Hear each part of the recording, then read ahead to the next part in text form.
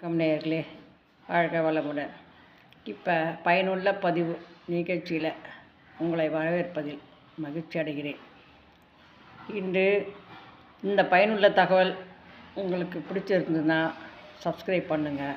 வாங்க வீடியோக்குள்ளே போகலாம். லைக் பண்ணுங்கள், ஷேர் பண்ணுங்கள். உங்களுக்கு கண்டிப்பாக இந்த நிகழ்ச்சி பிடிக்கும்னு நினைக்கிறேன். வாங்க வீடியோக்குள்ளே போகலாம். இப்போ 4 கால் சேர்ந்தால் பந்தல்னு சொல்லுவாங்க. அந்த 4 ஆம்பளைங்க ஒன்றா சேர்ந்தால் ஒரு நல்லது நடக்கும். ஏன்னா அவங்க நல்லதை தான் பேசுவாங்க. ஏதோ ஒரு கோயில் கும்பாபிஷேகம் பற்றியோ, இல்லை ஊரில் ஒரு நல்ல காரியத்தை பற்றியோ, தன் வீட்டில் நல்ல காரியம் எப்படி செய்யணும் அப்படின்ற ஒரு நல்ல நிகழ்ச்சியை பற்றியோ பேசுவாங்க. ஆனால் அதே 4 பொம்பளைங்க ஒன்றா சேர்ந்தாங்கன்னு வச்சுங்க, ஒரு குடும்பம் பாழாக போயிடும். எப்படின்னா, உன் வீட்டு கதையை என்கிட்ட, என் வீட்டு கதை உங்ககிட்ட, அதை மாதிரி பேசுவாங்க. இதை என்ன பண்ணுவாங்க, உங்கள் வீட்டு கதையை கொண்டாந்து என்கிட்ட சொல்லுவாங்க. பார்த்தியா, அவங்க வீட்டில் இப்படிலாம் நடக்குது, இப்படிலாம் செய்கிறாங்க, அப்படிலாம் பண்ணுறாங்கன்ட்டு. சில பேர் கோல் மூட்டுவாங்க. அதாவது ஒரு குடும்பத்தில் ஒரு உரையில் 2 கத்தி இருக்கக்கூடாதுன்னு. ஏன்னா ஒரு வீட்டுக்கு போனால் ஒரு வீட்டிலேருந்து ஒருத்தர் தான் போகணும். அந்த வீட்டுக்கு ஒரு அண்ணனோ தம்பியோ 2 பேரும் போக்குவரத்து இருந்தாங்கன்னு வச்சுங்க, அந்த குடும்பத்தையே கெடுத்துருவாங்க. எப்படின்னா, அண்ணன்கிட்ட போகும்போது அண்ணனுக்கு எதுவாக பேசுவாங்க, தம்பி போகும்போது தம்பிக்கு எதுவாக பேசுவாங்க. உடனே தம்பிக்காரன் வந்து அவங்க அண்ணன் இப்படிலாம் சொல்லிட்டு போனான்னு அவங்ககிட்ட சொல்லுவாங்க. தம்பி போனான்னா அண்ணங்காரன் இப்படிலாம் சொன்னான்னு சொல்லி குடும்பத்தையே பிரிச்சுடுவாங்க. அதனால் ஒருத்தருக்கு ஒருத்தர் தான் ஃப்ரெண்டாக இருக்கணும், நட்பாக இருக்கணும். போதோ வருதோ, இந்த 2 பேர் ஒரு குடும்பத்தில் 2 பேர் போனாங்கன்னா அந்த குடும்பமே பாழாக போயிடும். அதனால் இந்த புறம் பேசுகிறாங்க பார்த்தீங்களா, மற்றவங்க வீட்டு கதையை எடுத்துன்னு வந்து பேசுறதுல ரொம்ப இன்ட்ரெஸ்ட்டாக இருப்பாங்க. அவங்க வீட்டில் என்ன நடந்தது, என்ன ஆச்சு, அவங்க இனிமேல் எப்படி ஆவாங்க, ஏதாகும். ஆனால் இவங்க ஒன்றும் அவங்கள தூக்கி சாதிக்க போகிறதே கிடையாது. இந்த வெறும் பேச்சு தான். வெந்ததை தின்னுட்டு வெறும் வாயில் பேசுவாங்களாம். வேலை வெட்டி இல்லாதவங்க தான் அந்த மாதிரி பண்ணுவாங்க. அது மாதிரி அவங்க கதையை பற்றி பேசுறதுனால இவங்களுக்கு என்ன லாபம்? எந்த லாபமும் கிடையாது. ஆனால் பொழுது போகுது. எப்படி இருந்தாலும் சரி, ஏதோ ஒன்று அவங்களுக்கு ஒரு அந்த டைம் பாஸ் ஆகி போகுது. அதனால் மற்றவங்க கதையை எடுத்து பேசுது. இதே போல் மற்றவங்க என்ன பண்ணுறாங்கன்னா, அவங்க வீட்டில் எல்லா வீட்லேயும் பிரச்சனைகள், சண்டைகள், ஏதேதோ மனஸ்தாபங்கள், குறைகள்லாம் இருக்கும். இந்த குறையெல்லாம் எடுத்துகிட்டு போய் இன்னொரு வீட்டில் போய் சொல்லுவாங்க. சொல்லி அவங்க ஆதங்கத்தை கொட்டி தீர்த்துக்குவாங்க. மனசில் இருக்க பாரத்தை தீர்த்துக்கணும்னு சொல்லிட்டு சொல்லிக்குவாங்க. ஆனால் அவங்க என்ன பண்ணுவாங்க, நல்லவங்க போல் அவங்கக்கிட்டே போய் இது மாதிரிலாம் வந்து அழுதுட்டு போனாங்க. ஏன்ப்பா நீ இது மாதிரிலாம் நடக்குது உங்கள் வீட்டில் இப்படின்ட்டு அவங்கள கேட்டாங்கன்னு வச்சுங்க, இன்னும் பிரச்சனை பெருசாக வடிக்கும். இதே போல் இவங்கள விட வந்து உயர்ந்த ஒரு இடத்துல இருக்காங்கன்னு வச்சுங்க, அவங்கள பற்றி பேசவே மாட்டாங்க. ஏன்னா அவங்க வசதியில் உயர்ந்தவங்கள பற்றி பேசுகிறாங்கன்னு வச்சுங்க, நாளைக்கு அவங்களுக்கு எதாவது தெரிஞ்சுதான் அவ்வளோதான், இவங்க கதை கந்தலாயிடும். அதனால் ஐயோ நமக்கு எதுக்குப்பா பெரிய இடத்து பொல்லாப்பு, நமக்கு வேண்டாம், நம்ம அவங்க வீட்டு கதையெல்லாம் நமக்கு என்னத்துக்கு வேணான்னு சொல்லிட்டு ஓரம் கட்டிக்குவாங்க. இதே ஒரு ஏழையாக இருக்கட்டும், அவங்க கதையை போட்டு மெல்லு கரும்பு சக்கை சாப்பிட்டு எப்படி மென்ன துப்புவோமோ அந்த மாதிரி மென்று துப்புவாங்க. ஏன்னா அது வந்து இயல்பான குணம் சில பேருக்கு. அது ஒரு 4 பேர் ஒன்றா சேர்ந்தா என்ன பேசணும், உன் வீட்டில் என்ன குழம்பு, என் வீட்டில் என்ன குழம்பு, அந்த மாதிரி பேசிக்கலாம், தப்பு இல்லை. இல்லை வெளியில் போகிறத பற்றி, ஒரு கோயில் குளத்தை பற்றி, இல்லை இனிமேல் ஃப்யூச்சரில் எப்படி வாழலாம், எப்படி இருக்கலாம், என்ன செய்யலாம், ஏது செய்யலாம் அப்படின்லாம் பேச மாட்டாங்க. அடுத்தவங்க கதையை பேசுறது தான் சில பேர் இருக்காங்க. இதே மாதிரி நான் எல்லாரையும் பேசுகிறாங்கன்னு சொல்லலை. அதே மாதிரி சில பேர் இருக்காங்க. தான் ஒரு சிலர்கிட்ட இந்த மாதிரியாக இருக்கிறவங்கக்கிட்ட வந்து எதையும் சொல்லக்கூடாது. ஏன்னா அவங்களால உங்களுக்கு எதுவுமே ஆக போகிறது கிடையாது. உன்னுடைய வினையை நீ தான் தீர்க்கணும், உன்னுடைய கஷ்டத்தை நீ தான் போக்கிக்கணும். அதாவது உனக்கு எந்த கஷ்டம் வந்தாலும் எது வந்தாலும் இவங்க யாரும் வந்து எடுத்து இது பண்ண போகிறதில்ல. அதனால் வந்து நீங்கள் வந்து இதை எடுத்துன்னு போய் வெளியே சொல்கிறீங்கன்னா ஒரு நல்ல நட்பாக இருக்கணும். அதாவது உன்னுடைய சுக துக்கத்தில் பங்கெடுத்துக்கிற ஒரு நட்பு, உன்னுடைய விஷயத்தை வெளியே விடாமல், உனக்கு ஒரு அவமானமோ எதுவும் வந்து சேராமல் ஒரு நட்பு இருக்கணும். அந்த நட்புக்கிட்ட நீங்கள் சொன்னீங்கன்னா கடவுள்கிட்ட சொன்ன மாதிரி. ஏன்னா கடவுள்கிட்ட போய் நம்ம சொன்னோன்னு வச்சுங்க, அவர் எதுவுமே காதில் வாங்கிக்குவார். இந்த பிரபஞ்சமாக அந்த சொற்கள் கலைஞ்சு போயிடும், அவ்வளோதான்.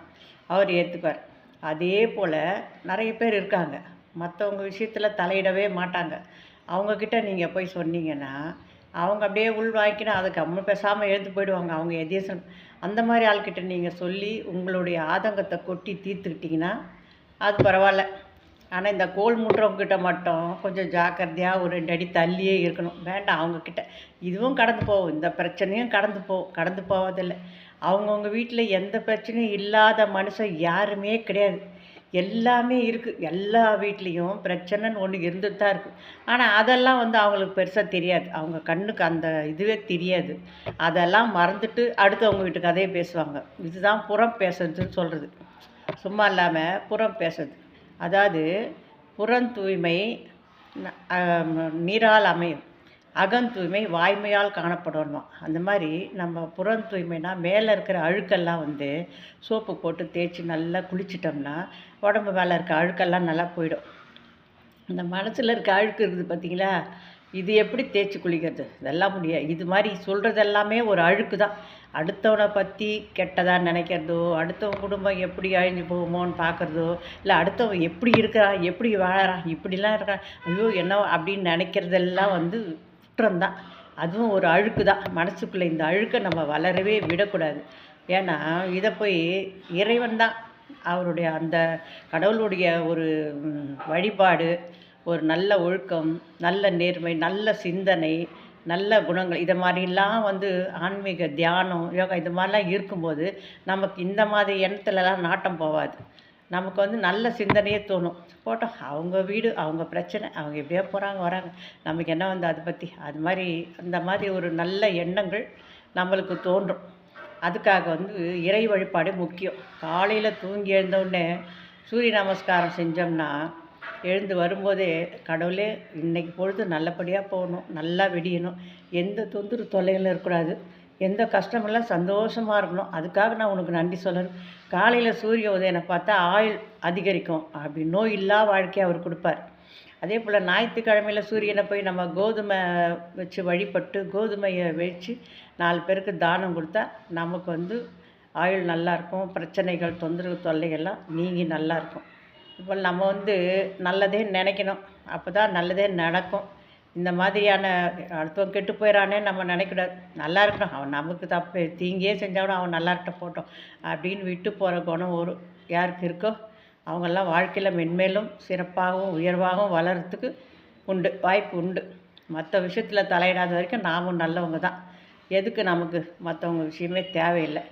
அடுத்தவங்களுடைய பிரச்சனைகள் நம்ம தலையிட வேணாம். நம்ம நல்லதே நினைப்போம், நல்ல பிரச்சனையை தேடுவோம். 4 பேர் ஒன்றா சேர்ந்து ஒரு தொழில் ஆரம்பிக்கலாம், ஒரு ஏதாச்சும் ஒரு நல்லது காரியம் செய்யலாம், ஒரு கோயில் குளம் அந்த மாதிரி காரியங்களை செய்யலாம். இது மாதிரிலாம் எத்தனையோ இருக்குது. நம்ம ஒன்று சேர்ந்து பேசுறதுக்கோ செய்யறதுக்கோ செயல்கள் எல்லாமே இருக்குது. ஆனால் இந்த வேலை வெட்டிக்கு எதுவும் இல்லாமல் போகாது. எதுக்கு இந்த மாதிரி ஊர் கதையை பேசிட்டு.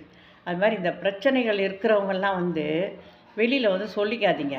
அதாவது அக்கம் பக்கத்தில் நீங்கள் சொல்கிறதுனால தான் அவங்களுக்கும் தெரியுது. நீங்கள் சொல்லலைன்னா அவங்களுக்கு தெரிய போகிறதில்ல. உங்கள் வீட்டு குடும்ப கதையை மற்றவங்களுக்கு நீங்களாக சொல்லணும்னா தான் தெரியும்.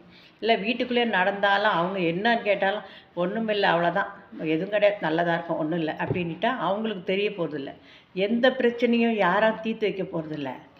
எல்லாமே அதுவாக கடந்து போகும். இதுவும் கடந்து போகும்னு சொல்லிட்டு எந்த பிரச்சனையாக இருந்தாலும் சரி, இன்றைக்கி பெரிய பூதாகாரமாக இருக்கும், நாளைக்கு பார்த்தா அது புஷ்ஷுன்னு போயிடும். அது மாதிரி அதுவும் கடந்து போயிடும். எந்த பிரச்சனையே மனுஷன் எப்பவுமே பிரச்சனையாக இருந்தால் அவன் மனுஷன் என்ன ஆவான்? எதுவும் அவனே அவ்வளோதான், அவன் பைத்தியக்காரனாக ஆகிடுவான். அதனால் எந்த பிரச்சனையுமே கடந்து போகக்கூடியது தான். எதையும் யாரும் நமக்கு தாங்கி பிடிக்க போகிறதில்ல.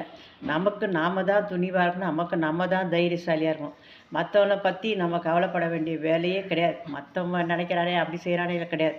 நம்ம குடும்பத்துக்கு நம்ம தான். அதனால் மற்றவங்க கதையெல்லாம் யாரும் பேசாதீங்க. நமக்கு உண்டான கதையை மட்டும் நீங்கள் பாருங்கள், செய்யுங்க. நல்லதே நடக்கும், நல்லதே நினைங்க. வாழ்க்கையில் எப்பவுமே ஜெயிப்பீங்க, முன்னேற்றம் கிடைக்கும். நமக்கு கடவுள் தான். அவரை கெட்டியாக பிடிச்சிங்க. அவரை விட்டால் வேறு யாரும் கிடையாது இந்த உலகத்தில். எந்த வழியை காட்டினாலும் அந்த கடவுள் தான் காட்டணும். எல்லாத்தையும் நீங்கள் தூங்கி இருந்தோடனே கடவுள் மேலே பாரத்தை போட்டு உக்காந்துருங்க. இந்த பொழுது உன் கையில் தான்ப்பா, என்கிட்ட எதுவுமே இல்லை, நீ என்ன நினைக்கிறியோ அதை செய், அவ்வளோதான், என்னால் எதுவும் முடியாது இன்றைக்கி சொல்லிட்டு நீங்கள் கடவுள் மேலே பாரத்தை போட்டு உட்காந்து பாருங்கள். தன்னால் வரும். உங்களுக்கு எந்த காரியம் ஆகணுமோ அந்த காரியம் தன்னால் நடக்கும். அதுக்கு ஒரு வழியை காட்டுவார். இன்றைக்கி கையில் ஒரு 10 பைசா இருக்காது, அட போடா இன்றைக்கி ரசம் வச்சுட்டு ஒரு ஊறுகாய் வச்சு சாப்பிட்டுடலாம், நம்ம ஒரு ஆள் தானே இருக்கிறோம், பரவாயில்ல ஆகட்டும், இல்லை நம்ம 2 பேர் தானே இருக்கோம், பரவாயில்ல ஏதோ ஒன்று சாப்பிட்டுக்கலான்னு நினைக்கும் போது தான் வீட்டில் மிச்சம் இந்த டிஃபன் இருக்கும், ஏதோ சாப்பாடு காலையில் வச்சது இருக்கும், இதை வச்சு ஓட்டிடலான்னு நம்ம நினைக்கும் போது நம்ம கையில் நயா பைசா கூட இருக்காது. ஆனால் அந்நேரத்துக்கு ஒரு விருந்தாளி வந்து உட்காருவாங்க, அவங்க முக்கியமான விருந்தாளியாக இருப்பாங்க. அடடா இதான் வராதவங்க வந்துட்டாங்களே, இவங்களுக்கு எப்படி செய்ய போகிறோம், நம்ம கையில் பைசா இல்லையான்னு நினைப்போம். அந்நேரத்துக்கு கடவுள் கொடுப்பான். அந்த நேரத்துக்கு வந்து யாரோ ஒருத்தர் வந்து உதவி செஞ்சுட்டு போவாங்க, கொடுக்காத கடன் எடுத்து வந்து கொடுப்பாங்க. இல்லை தெருவில் கூட வெளியில் வருதுன்னு வச்சுங்க, அவங்களே தந்தாங்க மிச்சம் மீது பார்த்தா எடுத்துங்க அப்படின்வாங்க.